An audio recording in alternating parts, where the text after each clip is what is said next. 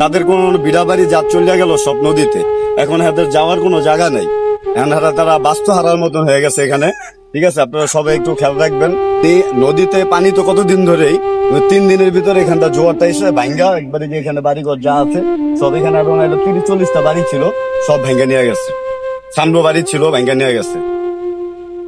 আমাদের এখন আর থাকার কোনো স্থান পাইতেছে না। এমন বর্তমানে মনে করেন এরা অনেক অসহায় মানুষ। এখন আমরা গরিব মানুষ, মনে করেন কই যাম কই করবো, হেও জায়গা পাইতাছি না আমরা এখনো এখন আপনাদেরকে আরো একটি বাড়ি দেখাইবো। এই যে নদী, এই নদীর চাপে এখান থেকে 5 থেকে 6টি বাড়ি একদম বিলীন হয়ে যায় এক রাতারাতির ভিতরে।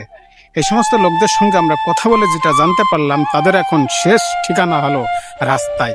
তারা রাস্তায় খাচ্ছে, রাস্তায় ঘুমাচ্ছে, এবং বৃষ্টি আসলে তাদের সারা রাত পলিথিন মাথায় দিয়ে তাদের বসে থাকতে হয়। দেখুন দর্শক, এই সমস্ত মানুষের কি দুর্দশা। ঠিকানা হলো আপনার দিঘিরপাড়, মুন্সিগঞ্জ, সেই চরের উপর।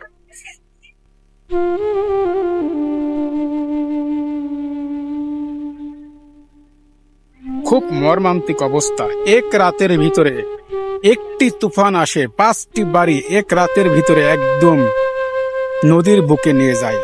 গাছ, ঘর, বাড়ি, বাথরুম সব কিছু এক রাতের ভিতরে চলে যায়।